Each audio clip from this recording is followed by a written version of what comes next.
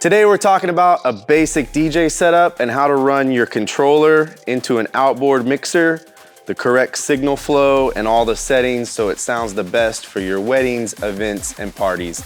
Let's get into it.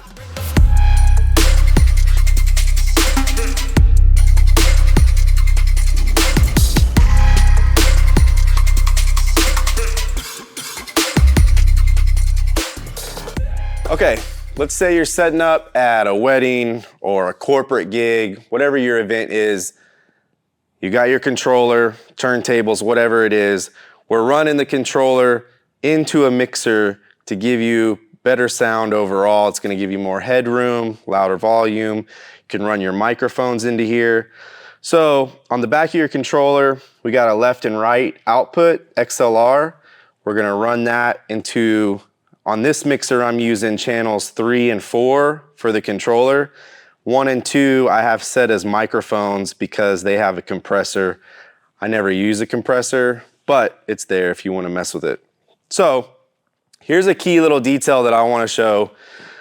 Whenever you're running into a mixer, I always use these pans to open up like that. So your left channel is going full left and your right channel is going full right. That gives you a full stereo sound. Otherwise, you're gonna be sending the left and the right channel to everything.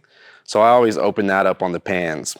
So one thing, I make sure when I turn my mixer on that this master level is all the way down so you're not blowing speakers.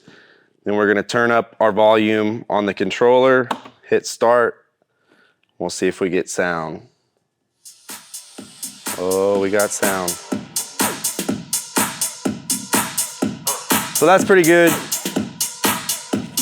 We're not getting up into the yellow or the red here. That's bad. All right, now let's talk about EQ. Anytime you're making adjustments on EQ, you want to do it on this main, bigger outboard mixer. Your EQ on the DJ controller should only be used for mixing songs. Whereas if you want to cut the bass out of a song and mix it and then bring the bass back, all these EQ, when the song is playing full, should be lined straight up and down. Any adjustments you make EQ for the room should be done on the big mixer. So if you wanted a little bit more bass, you would roll this low end up. If the highs were a little bit too loud, you'd cut the highs down. And that's basic EQ. All right, we got the controller sounding good. Now let's talk about microphone running into this mixer. The key with running a microphone is you want to run your gain as low as possible. That way you're avoiding feedback. Feedback is the enemy of microphones. So let's start with the gain pretty low. I'm going to unmute the mic and then we'll do check, check, check. Mic check, mic check, mic check. So our level's up pretty loud. But that's okay. If we need more level, we can adjust this gain and it gets louder. But the louder this gain is, the more you risk having feedback. So try to keep the gain pretty low. I also have this low cut button pushed in, which cuts the lower frequencies out of the microphone. So you don't need anything under 100 Hertz. So if your mixer has this feature, you want to put that low cut on just for the microphone channel. You don't want to use a low cut on your controller channels, on these channels 3 and 4. All right, so anytime you're not talking on the microphone, you want to make sure it's muted or you have this volume turned down. That way you're not getting random sounds. So we're going to play some music. And then let's say you have to make an announcement. So we turn the volume on the mic up. Ladies and gentlemen, it is last call for alcohol, last call. Mute the mic again, sounds good. You mainly want to make sure you're never going up into the red or the yellow.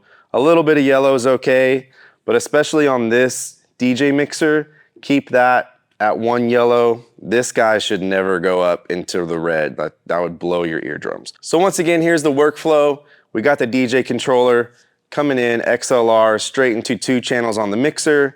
We got a microphone. This could be a wireless microphone. It doesn't have to be old school like this. This is just demo.